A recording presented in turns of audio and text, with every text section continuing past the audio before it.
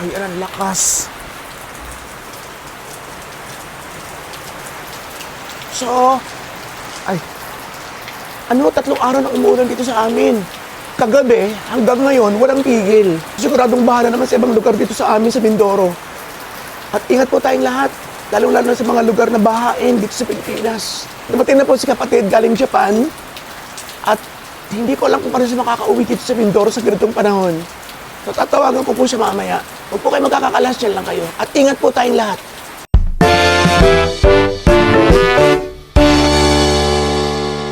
Okay, so may dalang boneto si Jenny. Like Helidad Bakery. Ah, Helidad Bakery. masarap?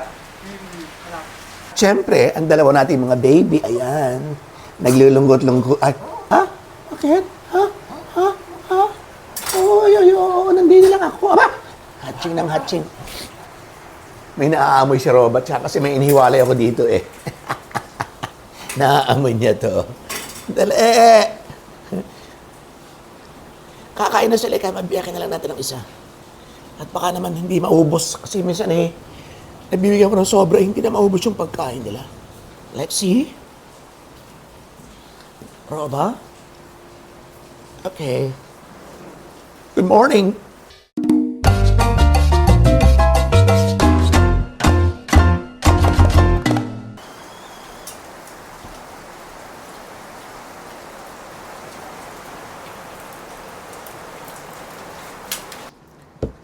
Kagabi meron tayo nito kasi nag-brown out na naman 3 beses. Ay, grabe talaga rito sa amin sa Mindoro. Di pa na natutong punete. Kachang? Tatawag na kami kay kapatid. So, ano lang kami, naghihintay lang kami ng 5 minutes kasi sabi niya ay ano daw, 11. Tuloy magamit ang mic. Kumusta kapatid? Ari, hindi na. Eto, di ba lakas bagyo? Ha? Yan. Kaya nga eh. Kuha, baga malinaw? Ay, saan ka tumawag?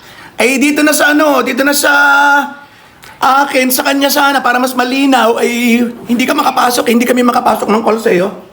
Hindi Ayan. kami makaluwas pa dyan at ako'y takot Ay, na. nako. Papakita ko sa'yo ang ulan, ha? Ano ba? Ayan. So, yan ang ngayon ulan. Ayan, ang lakas. Ano ba ka? Ayan. Ayun. Ay, pagkagulan. Yun. At sandali mo na, kumusta yung biyahe mo sa aeroplano? Hindi mayagyag. Ay, okay naman kasi Mayugyog. nakita ang pipili ko, narita ko. Ah, Ayoko kasi sa Haneda talaga kahit malapit. bakit? Hindi, basta parang hindi ko feel doon.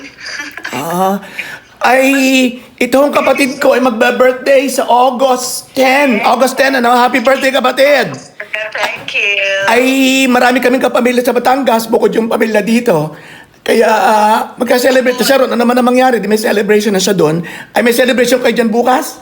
Sa 10. Sa Monday na. Sa Monday Ayun. ang celebration namin. And, syempre, may mga giveaways pa. Sa akin? Yung giveaways ko. Ay, nako, may mga damit pong padala sa akin ng kapatid ko, mga 20 pieces.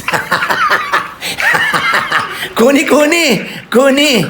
Yung mga giveaways ko, ayan lang. Ase, akala ko yun sa akin na eh. Ayan. Yan, ganyan. Tapos, ay mga damit ka patingin. Hinalo mo na yan. I'll get the bag. Ay, okay, so, Sige, Tutoy. habang kinukuha yon, ay saan nyo balak kumain diyan? Ay, ako nagpa-reserve na siguro 1 month ago pa lang. Sa Okay. resort. Parang, ano yun, Airbnb resort, pero hindi kami nahinaan mo to. Pero hindi kami one night ng sleep doon kasi yung maraming mga pumapasok, di ba? Sila Bambi, opisina pa. Oo nga, oo. So, kinancel ko na lang. So, from 8 to 5 naman kami doon. Ay, itong si kapatid, nag-message na sa akin na hindi pa sigurado makakauwi kasi takot talaga siya sa alon. Eh, bagyuhan pa nga naman ngayon. Eto, this is for you. Ay! Mahilig ka sa ano? Okay. Sa mga Actually, pinakita na niya sa akin yung iba. Nasa may Ayan. Ayan. Halak. Hello, Jenny. Parang duster na eh. Jenny. Hello po. Kumusta? Okay lang po, tita. Wow. And the other one is, kasi nag-ano ka, nag-judge ka. So, ayan. Ganda yan. Wow. Diba? And the rest, secret na lang. Okay. O, diba? O, diba? Ang shocky baka makita. Ang shocky, mess. O, sexy naman, o. Wala na dadalawa gayon. Ang expected ko 20 pieces eh. Sobra ka naman, eh. Pupunta ka naman doon, eh. Kailan ka babalik doon? Ay, kailangan. Mag-usapan natin kung paano yan at meron akong sasabihin sa iyo. Teka! Ay, so hindi, mahihirapan ka nang umuwi. O ano ba ang balak mo? Hindi, ganito yun. Takot ito sa bagyo. Takot. Ngayon dyan. Baka daw masarahan. Nagbayad na ako ng reservation doon sa Eduardo's Resort. Bayad ka na ga? Na reservation lang, sa food hindi pa. Kasi nga, sabi ko, baka tayo dito kasi, kaya talaga hindi ako sumugal ng pag-uwi nung August 1st. Kasi nga, babalik ako ng 4. Kailangan ko bumalik. And talagang, buti na lang, hindi ako lumuwas. Kasi kung hindi, stranded ako dyan. Oo. Walang tigil ang ulan. Oo, almost paid na kami sa dito sa resort dito. Okay. Ayun sa Eduardo's ay hindi na Sa Eduardo's naman, ay ang binayaran ko lang doon is yung cottage na, yung isang diretso nating cottage doon. Oo. So, ang plan ko is August 12, lulubas na kami dyan. Kasi may mga preparation, mapapaluto or order ng mga luto and yung mga gamit na ipapahiram sa akin ni Bull. Kasi meron silang catering. Meron. So sabi niya sa akin, tita, papahiram ko na lang yung mga gamit ko sa'yo para hindi naman yung sono mama na ilalagay lang natin doon sa in-order na pagkain. Kasi medyo mahirapan, si Puroy lang ang magluluto. Kawawa si Puroy. So sabi ko, order na lang kami ng foods at yung mga ihaw-ihaw since from 5 to 11 p.m. tayo, yung mga ihaw-ihaw o order na lang ako ng mga isda, mga alimango and hipon kay Kuya Lito naman. So, kausap mo na Kuya Lito, kausap mo na. Sa mga foods, hindi pa ako nagbabayad doon sa mga foods. Kasi nga sabi ko, baka bumagyo na naman, hindi naman makauwi. At least, kung yung reservation lang, at halimbawa, hindi na nila ibigay sa atin, is okay lang kasi 4K pa lang yun. At saka di gagamitin namin. Oo, pwede TikTok in case. Oo. Ay sa ganun, ay di, ayun lang, pinakita ko sa iyo yung lugar din na walang tigil ang ulan ng 3 days, magdamag kagabi, na walang tigil ang ulan, siguradong baha na naman sa Nahuan at Bako. Ala ay, iba dyan, siyempre malapit dyan sa dagat eh. Para naman malayo ang Batangas sa dagat. Ganon din naman eh. Ay siya, ingat kapatid, matuloy ka o hindi din ay... Sa dagat dyan. Takot kasi ito sa mga alon nga eh.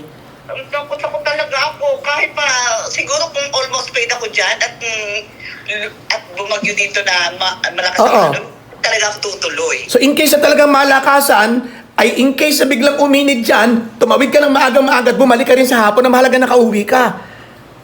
Hindi. At nakadalaw sa inay. Ang ganda lang panahon ng 11, luluwas na ako ng August 11, tapos balik ako dito ng 16 kasi meron kaming Davao, trip to Davao ng mga aking mga BFF.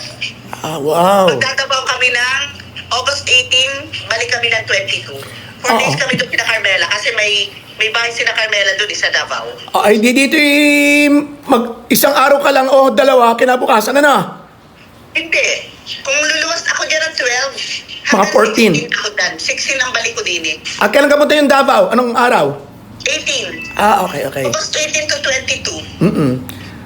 Ay sa yun. Ay sana maging maayos ang panahon para makauwi ka ng ayos. Kumusta ka natin, Chris? Sa panahon, kuya, at after my birthday dito, ay di luluwas na agad ako dyan. Di pa ako nakakatalaw sa inay. Ay ang mga tigris, nasaan? Kumusta ka mo? Ay, ayun, Ate! Asan ka ga? Where are you? What are you doing? Wow. British. American accent. Ayun, siya lang yung kasama ko, yung apo natin. Hello. Kumakanta yan. Kagaling kumanta eh. Diba? Bilang tatlo dito. Ay, sige. Sige kami mag-aanot ng taranta pa. Mga aso may takot na takot pa. Ingat ka. And see you. Say bye-bye. Bye-bye. Bye. See you next week. Bye-bye. Bye. Bye, Jenny. See you. Bye. Bye-bye po. Ay, ang taba ni Jenny. Hi! Okay, bye-bye! Bye! Suspense tayo. Tiki. Masarap to. Pag ganito. Kachang! Ayan. Merong miswa. Ilalawak namin sa patola. May sapsap. Pahugasan na lang. Hindi ako nakain ng tuyo. Bihira-bihira. Pero may baba na tayo. Kasi bawal sa atin na maalat. And eto, ang pinakamatibay sa ganitong panahon. Noon naman. Charang. Ano pa naman? Para saan to, mare? Para saan to? Hawakan. Ha? Hawakan. Hawakan. Pinagkikisip sila na pala tumahan. Insecure sa beauty ko yung mga yan.